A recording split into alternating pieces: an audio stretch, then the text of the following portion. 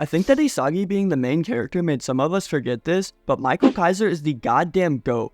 Yo, what's going on everybody? It's Animasu, as always, bringing you guys another weekly chapter review. In today's video, I'm going to be giving you guys an in-depth analysis, some theories, and my opinions on chapter 232 of Blue Lock. If you guys enjoyed these types of videos, please be sure to subscribe to the channel, comment on my videos, and even join the community Discord if that interests you. Thank you guys so much for tuning in, and please enjoy the video. With the chapter picking up right back after the kickoff, we start off with a little intro text to refresh us as always. Due to Hiori's possession of metavision, Isagi now believes that he's the last and final piece to complete his puzzle. With the game now restarting, however, Michael Kaiser will get the first crack at scoring the winning goal here, who will ultimately become this game's hero. It also shows us Buster Munchen's new formation, however the only difference as we know is Hiori's inclusion into that right back slot.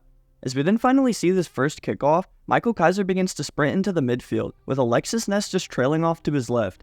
Then being confronted by a press from his front, the aggressor would be none other than Barou himself, demanding Kaiser to show him what he's got. Barou also goes on here, calling him a blue rose tattooed freak, which Kaiser actually responds back to pretty quickly. Basically saying that he will humble Barou, Kaiser calls the Uber's king nothing but a red-haired gorilla who needs to be taken down a peg. As Ness is then shown sprinting towards the two, even he points out that Barou has never been one to press this game. With Ness then finally arriving to alleviate the pressure on Kaiser, he then goes on to receive a pass almost immediately, as Barou is physically pressing his opponent. Then trapping the ball in a cold-ass way, Ness knows that he has his own specific objective right now, due to Barou's recently changed playstyle. The Magician's mission right here is to lure the Uber's defenders inward, as he then begins to show off some of that fancy footwork he has. Looking utterly helpless as Ness works his way on by, both Sendo and Drago from the Ubers are left standing like Gmod NPCs, as we're shown why Alexis is truly called the Magician. With Drago obviously looking frustrated by this, Barou then yells out to his defenders, ordering them to trap that damn pest.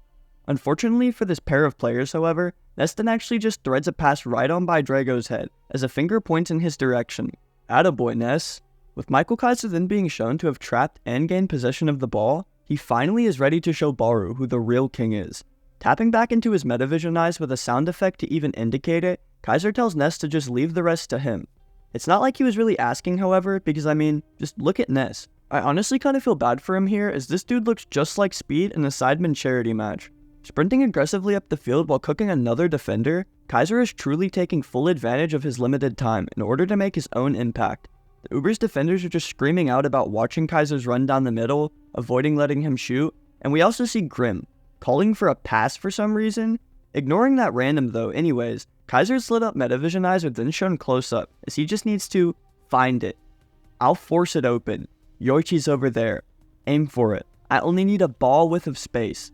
In this moment here, Michael is scanning every variable on the midfield for one specific reason. Kaiser impact. Then taking a quick touch to his right, even Isagi and the Uber's goalkeeper Fukaku Gen are shown to be keeping a very close eye on Kaiser's movements. Finally taking that final touch past Nico, however, Michael Kaiser's eyes then switch from the metavision pattern to the predator eye shape, as is even indicated by another sound effect. Instant kill. Lightning strike. With Kaiser then ripping off a powerful impact shot after passing by Nico, this could potentially be the final goal of this game. With his target being shown to be the top right corner, Ryu, Aiku, and Fukaku Gen are all also seen being too far to save this shot. Miss me? With the gold-mouthed zombie of Lorenzo then showing up out of nowhere, he actually has slotted himself in that open, perfect space. With everyone then looking back and possibly more horror than in-game concern, Don Lorenzo has actually done the impossible. Blocking Kaiser impact for the first time in the series, and with his head, Lorenzo might be leaving this match with internal hemorrhaging, but at least he solidified at GOAT status. As Fukaku Gen then calls out for the second ball, the field below can be seen bursting into a shuffle, as everyone is moving to intercept. We then too are once again dragged into Isagi's POV here, as while he's sprinting, he's thinking about this being all within his expectations.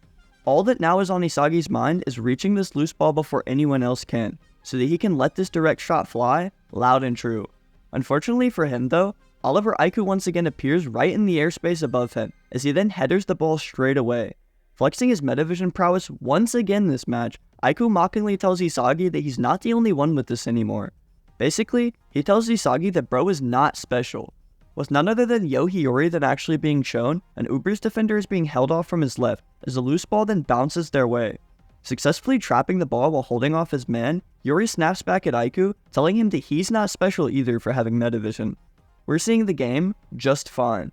Now in contrast to Isagi here at the bottom cheering out in support, another panel is filled with none other than just red lightning, while a familiar voice tells Hiori, how naive.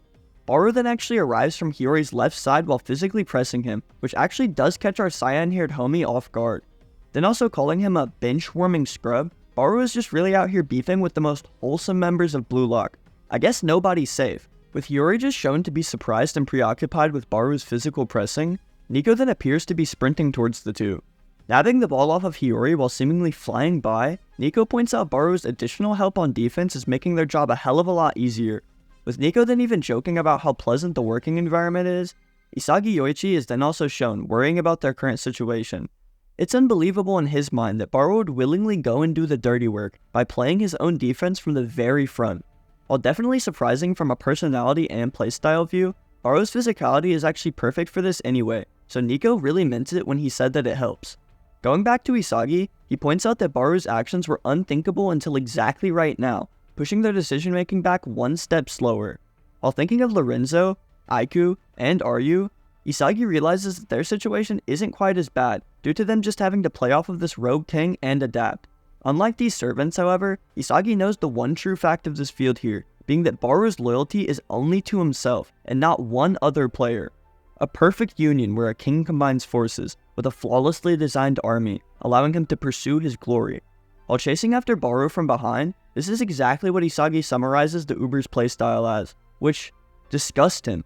Calling the opposing players fucking chimera, he realizes that they're all just feeding off of Barou's ideas and ego, as the Ubers right now are currently undergoing an explosive evolution.